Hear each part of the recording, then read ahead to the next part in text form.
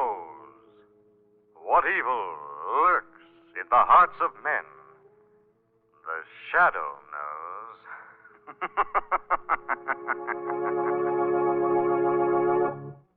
Once again, Mutual Don Lee brings you the thrilling adventures of the Shadow, the hard and relentless fight of one man against the forces of evil. These dramatizations are designed to demonstrate forcibly to old and young alike that crime does not pay. June, the traditional month of weddings. June, the month when almost every American knows someone, either relative or close friend, who goes on that happy march down the aisle.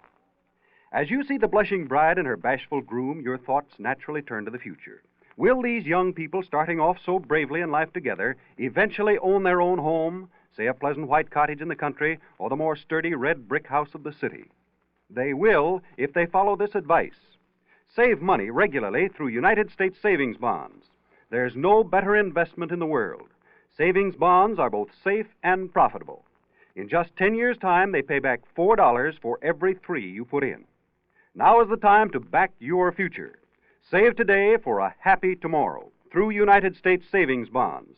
They are always conveniently available at banks, post offices, and on the payroll savings plan where you work. But now, the Shadow.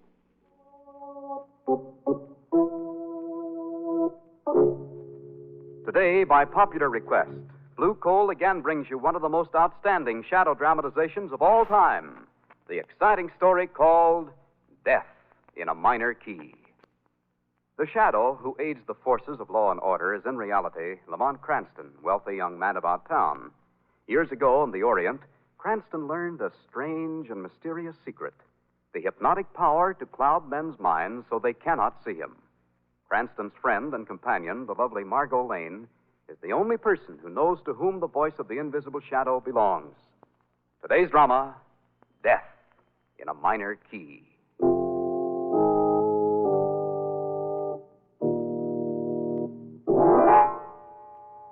Death in a minor key. You know, to me, that expression brings back the memory of a series of weird, eerie musical notes in a minor key that had a tragic bearing on my life.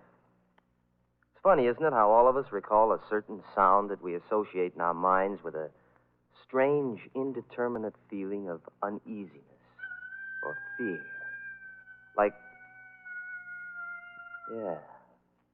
Like the cry of a coyote as it's silhouetted against the night sky. Or the wild shriek of a siren as an ambulance catapults through the city's darkened streets.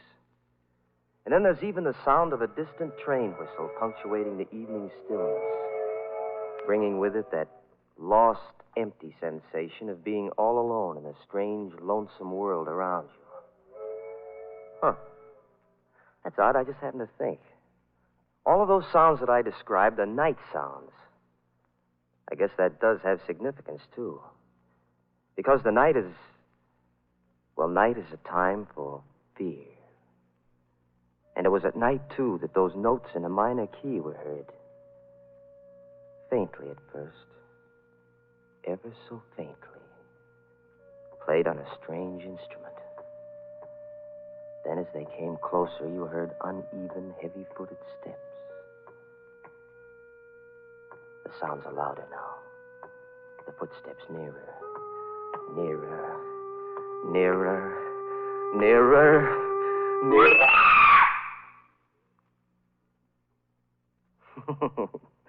Well, I seem to be getting ahead of my story. It's one that I think will interest you, so if you'd like me to pass it on, suppose I start at the beginning. My name is Terry Mason. My mother and father died in an accident when I was 12, and I was brought up by an only uncle. My story really begins down in Santo Domingo, where I spent 2 years supervising one of the family plantations. Well, Santo Domingo was all right, but believe you me, I was a very happy guy when the day finally arrived for me to board a ship to return to the States. The main reason for that happiness was, because I was in love. Yeah, not only in love, but on my way to get married.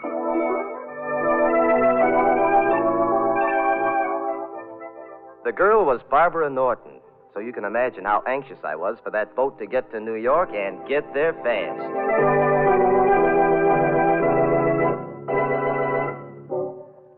Well, I got to New York all right. And the following day in a little church downtown. Do you, Barbara Norton, take this man to be your lawful wedded husband? I do. I do. Yeah, it was a beautiful ceremony, I guess. But I wasn't the man who married Barbara Norton. What happened? Well, there were probably a dozen reasons, so let's just say that 2 years was too long for her to wait. Well, a thing like that's pretty tough to take. All my hopes and dreams of a future were wrapped up in Barbara. Then all of a sudden, boom, there's nothing. After she was gone, there was only one thing to do. Try to forget. To lose myself in bright lights, music, and the gay whirl of the city's night spots. When one place would close, I'd dig up another. My favorite hangout was the Sky Room. Of course, I know I shouldn't have gone there because everyone knew me. But I just liked the idea of kicking it around 40 stories above the ground. I never took a table, just sat at the bar and listened hazily to the jumble of conversation around me. Care to dance, Margot? Not yet, Lamont. I'm having too much fun just watching. Darling. You see that young man sitting at the bar? You know, he's been staring at you for the past 10 minutes. Hey, wait a minute. I believe I know him. Of course, that's young Terry Mason. For heaven's sake, I haven't seen him in years. Well, if he's a friend, ask him over. You mind? No, I wish you would. Terry? Hey, Terry. Yeah? Oh, Lamont. Come on over. If he can make it. Oops, he almost landed on that table. Hello, Terry. I'm glad to see you. How are you, Lamont? Well, fine, thank you. Well, this is Miss Lane, Terry. How do you do? How are you, Yeah, Terry? sit down. All right. Oh, tell me, where have you been all these years? Oh, Santa Domingo plantation stuff. 2 years of it. Finally got fed up and came back, huh? Are you kidding? Oh, what do you mean? You know why I came back. I'm afraid I don't. Hey, you see, Miss Lane, that's Cranston, always the gentleman. Well, I'll tell you, my friend, I came back to get married. But you want to know what happened? I was jilted. Oh, that's a shame. There was I, you waiting at the church. Oh, come on, let's have a drink. Who was the girl? Barbara Norton. Barbara Norton. Yes, I know her. Nice kid. Good to her parents. Woman of her word, too. Yeah, woman of her word. Well, just what happened, Terry? I was away too long. That's the story they give me. I was away too long. But that isn't the real story, not by a long shot. What do you mean, Terry? They're all working together on this thing. They're working against me. Who's working together? My uncle, Barbara, and her father, Dr. Norton. I don't understand, Terry. My uncle controls my inheritance, Lamont. Today I learned that he and Dr. Norton were planning to confine me in the doctor's private sanitarium. What do you think of that? Well, now, maybe they're doing it for your own good. Oh, sure. Just like Barbara married somebody else for my own good. Oh, no. No, sir. They're all working together. They want that inheritance. And if they get me to that sanitarium, they know they'll have it. Where is this place, Terry? It's up the Hudson. It used to be our family home. Terry, I think you're putting too much stress on this whole thing. Lamont, you've got to believe me. If they confine me in that place, I'll never come out alive.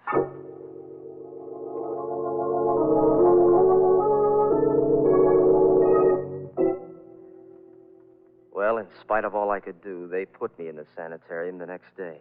It's for your own good, Terry, they kept telling me. Oh, yes. What they really meant was that it was for their own good. Well, I kept my eyes and ears open, waiting for something to happen. And then, that very first night in the hall of the sanitarium, a sound was heard. Faintly at first. Ever so faintly. Then footsteps. Nearer. Nearer. Nearer. Nearer. Nearer. I rushed to the phone quickly. I knew that I had to call Lamont Cranston at once. He was the only one that I could turn to. The only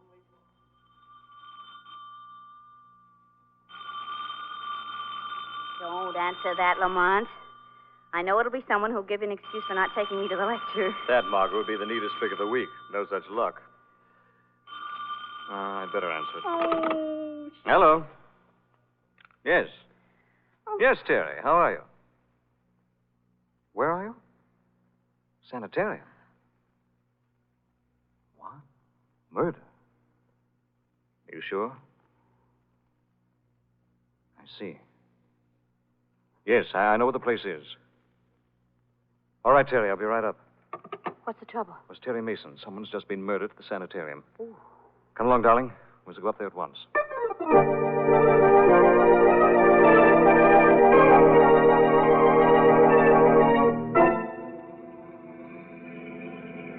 You know, Mr. Cranston, when you're first telling me that I'm taking you in my cab to house up the Hudson, I am thinking of only of one house which is up the Hudson, and this house is not a house which I am fond of, indeed, on account of bars which is on the window. Yes, I know, Shrevey. Turn left in this driveway. Yes.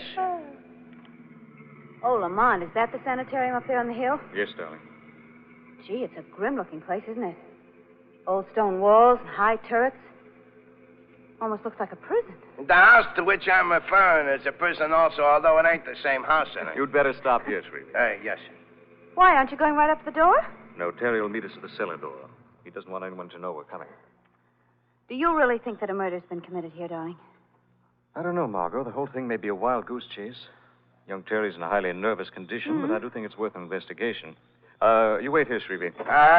And I'm keeping beside me my jackhandle just in case. Come on, Not a darling. bad idea. Look. The whole place is shrouded in darkness. Well, it's quite late, you know. Yeah, but you'd think that... Lamont, what's that? What? What are you talking about? Look. That cloaked figure disappearing into the shadows of the building. Yes. You see it? Yes, I see him, Margot. That looks very much like Terry's uncle. Oh, then you know him then. Yes. Both he and Dr. Norton are old friends of mine. He's gone now. Wonder what he's doing here. This must be the cellar door Terry mentioned. He should be right inside.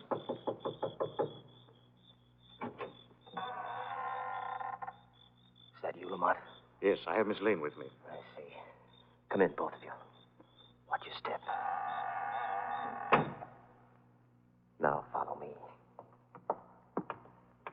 Terry, what is all this? You've got to be quiet, please. The murderer is still in the house. Perhaps even at this very minute he's listening to our conversation. What murder? Who are you talking about? We'll stop here. Now, do you see that door? Yes. That leads to the operating room. In that room is the body of the woman who's been murdered. How do you know? They took her there a few minutes ago. Who are they? My uncle and Dr. Norton. Then that was Terry's uncle we saw. Yes. Look, Terry, how do you know that a murder's been committed? Well, I just know, that's all. Did you actually see it done? No, I didn't. Well, then, But I did hear something. Weird music in a minor key, accompanied by the uneven thump of a cripple walking. When the music reached a crescendo, the woman screamed. And then she was found dead. Who's the woman? An elderly patient here at the sanitarium. But who would kill her? What's the motive? I have a theory about that, too. In fact, it's more than a theory. That old lady who just died was a very wealthy woman. My uncle handles all of her investments. In fact, every one of them in this sanitarium is a person of wealth. And all of them are friends of my uncle and Dr. Norton. You're not accusing them of murder, Terry. Why not? Why have they got me here? To get me out of the way, that's why. I'm just one of the hand-picked victims. But they're not getting me, do you hear me? No, That's why Terry, I called you to Terry, help me. Take it easy. Margot, take Terry upstairs to his room. See that he takes something to make him sleep. No, I want to I- know. Terry. I want to know what that music was that I heard. Please, Terry. If you want me to help, you must go along with Margot. I want to investigate a few things here by myself. All right. This way, Miss Lane. Up these stairs. Just a minute. Lamont, what are you going to do? I'm going to pay a visit to that operating room, Margot. As the shadow.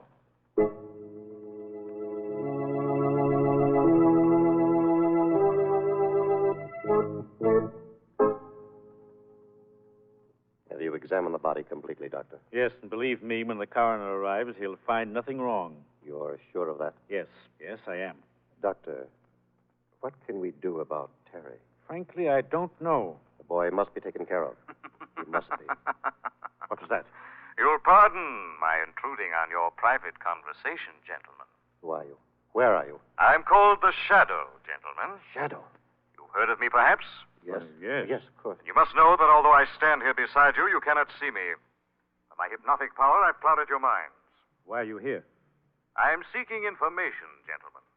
Information about the death of that woman whose body lies on the table before you. Why, there is no information to give you. No? How did she die? We can't tell that until the coroner arrives. It couldn't have been murder, could it, Doctor? Murder? I don't know what you mean. Just before her death, did you by any chance hear music? Weird music and the sound of a cripple walking? No. No, we heard nothing. Why are you so anxious to get rid of young Terry Mason? Get rid of him? Yes. Didn't I hear you say the boy must be taken care of? I didn't mean it that way. Those were your words, gentlemen. Just let me warn you. I'm very interested in the welfare of young Terry Mason. And if anything should happen to him, anything at all, gentlemen, I warn you, you will answer to the Shadow.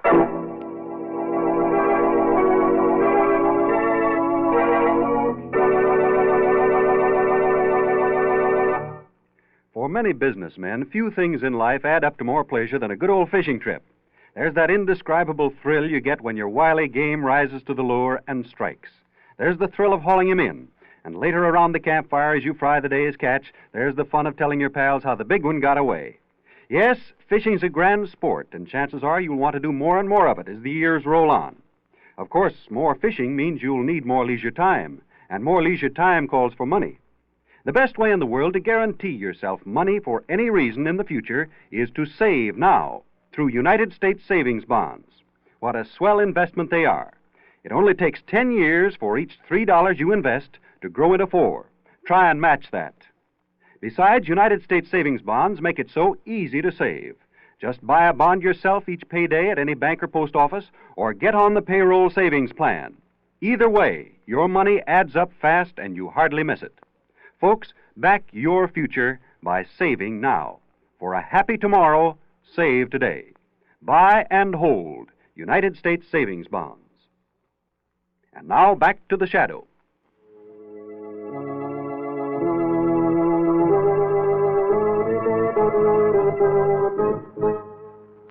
Ready to leave, Shrevey. Hop in, darling. Oh, thanks. Mr. Cranston, I ask you should ignore paying any attention to that taxi meter you should. Why, Shrevey? The jack handle I'm holding for my protection slipped and fell against it and upset $20. Don't worry, I'll ignore it, all right. I'm referring to it in my account slip as paper profits. Okay, Shrevey. Lamont, what'd you learn downstairs? Well, I went into that operating room and found that Terry's uncle and Dr. Norton were examining the corpse of the old woman who died. Do you think she was murdered? Well, I saw no evidence of violence. Both men swore she'd met a natural death. Then you think it was just Terry's imagination after all? No, I don't. It's hard to say at this point just what I do think. Well, do you still think that Terry might be right? Yes, I do. Well, then what do you propose to do? Well, I think I'm going to call on you for help, darling. Me help? How? Tomorrow I want you to go to Dr. Norton's office, pretend you're verging on a nervous breakdown, and gain admittance to the sanitarium as a patient. Well, all right, but how does one acquire a nervous breakdown? How? Just watch the cabbie take these turns. Not a bad suggestion. No, seriously, Margot, I do this myself. Only Dr. Norton and Terry's uncle both know me. Now, what do you say? Well, sure, but... Sure, I'll do it. Good girl. You must see the doctor first thing tomorrow and gain admittance to the sanitarium no later than tomorrow night.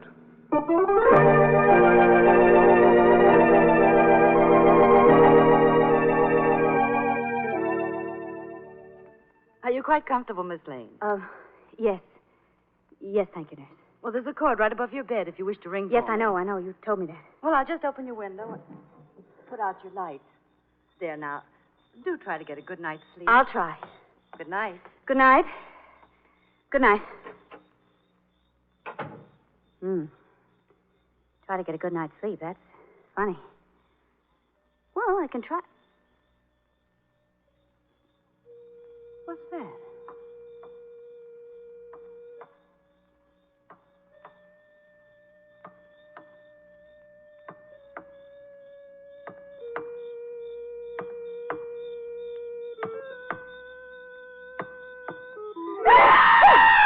Where's that light? There. Doesn't work. Lights have been cut off. Oh, somebody's coming in the door. Who is that? Why don't you answer me? Now, don't come any closer because I'm... Quiet, Miss Lane. It's I, Terry Mason. Oh, you frightened me. Sorry, but you must come with me to the cellar at once. The killer's loose again.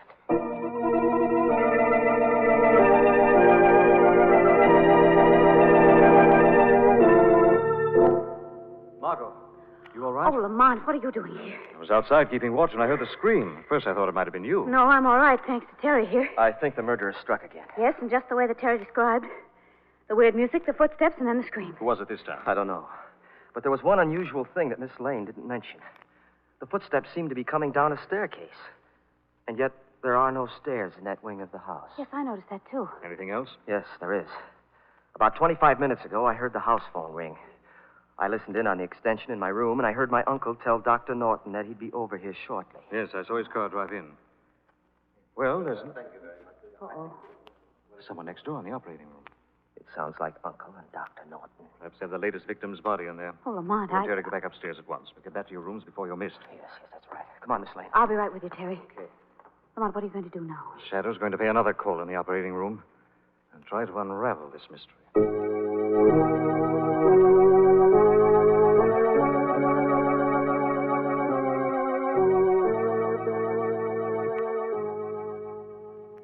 Now, see here, old man, I do think this thing has gone too far. Doctor, you promised me that we'd see this through together. I know, but the second death is too much.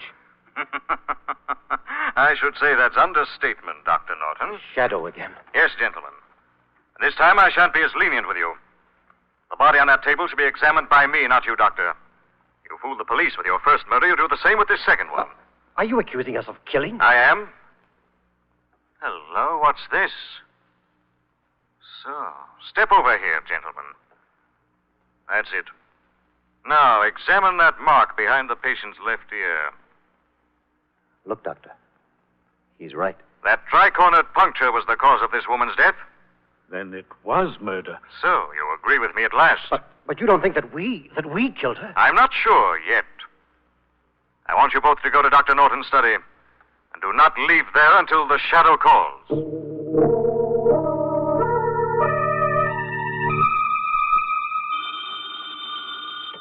Hello? Are you alone, Margot? Yes, Lamont. I'm coming right up to your room.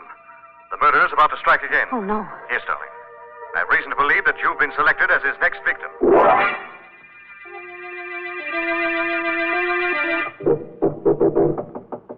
Who is it? Sorry, Lamont, open up. Oh. Oh, I'm so glad it's you. Put out your light, Margot, quickly. Well, yes, surely, but... We must have darkness. Well, There'll be enough light from the moon. You'll see. I purposely called you on the house phone, Margot, because I knew the murderer would be listening in. Then through his fear of my knowing his identity, he'll pick this time to try to kill us both. Now, that's a pleasant little thought. But who is this murderer? I'm not mistaken. It'll be a long, black, highly poisonous snake. He's a tri-cornered mark on its victim. A snake. Oh, gosh, Lamont, they scare me to death. Quiet, please, darling. The snake may be in the room now, ready to strike. We've got to listen for it. Look out, Margot! I got him. Oh, Lamont! I saw him come in through that window. I guess I closed it on him just in time. You cut his body in two. Yes. Well, that takes care of that. So that's our murderer. No, darling, only the instrument of death.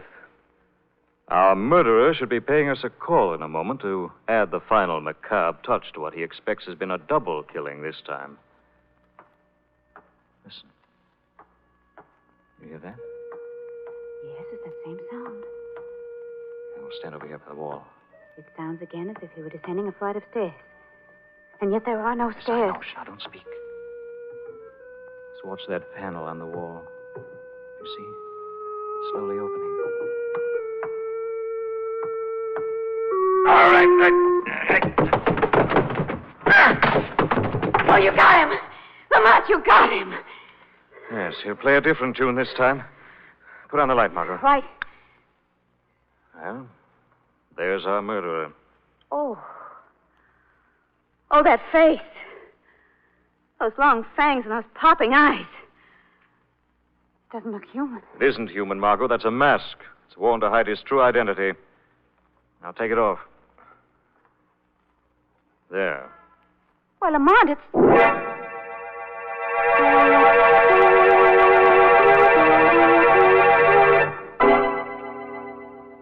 Well, that just about ends my story. But you can see what a mess I almost got Lamont and Miss Lane into. Fortunately for them, they found out the murderer in time. This killer's motive was a familiar one: revenge. Trying to implicate those he thought had wronged him. As you've probably already deduced, the club foot was a disguise. And the weird music came from a strange oboe-like instrument that he used to hypnotize the snake.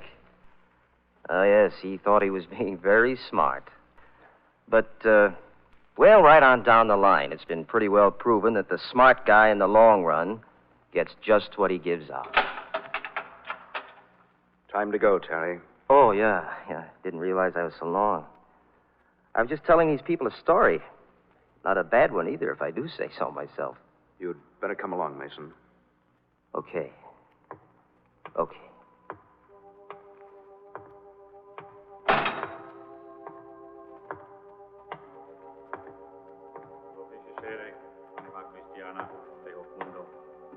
Dei Patris omnipotentis, qui te creavit, hodie sit in pace, locus tuus habitate quae.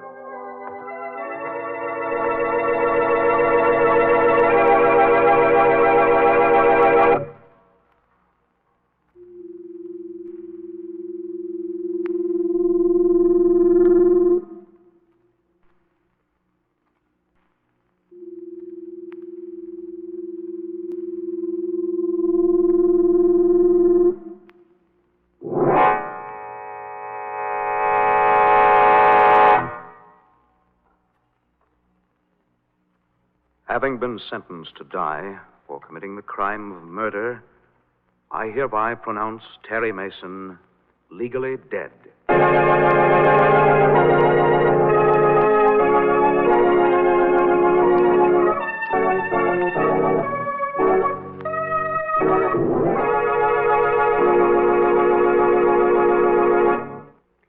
Rome wasn't built in a day, as the saying goes, and neither is the wherewithal it takes to make your dreams about the future come true. That little farm on the edge of town, that really long vacation trip you've been promising yourself.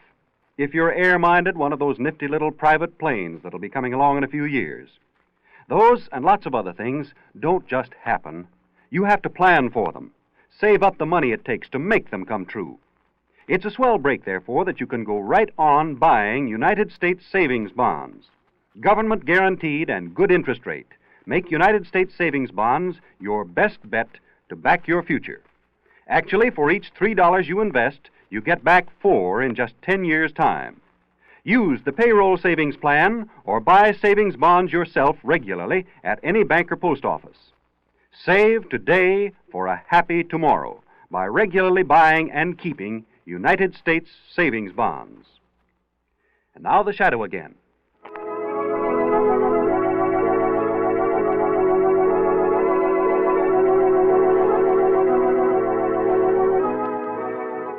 The Shadow program is based on a story copyrighted by Street and Smith Publications. The characters, names, places, and plot are fictitious. Any similarity to persons living or dead is purely coincidental. The weed of crime bears bitter fruit. Crime does not pay. The shadow knows.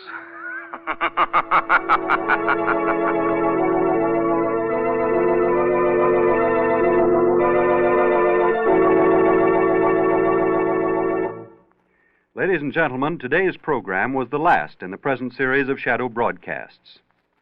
This feature was transcribed from an earlier broadcast. Next week, tune to your mutual station at 3:30 for the CBC Star Show.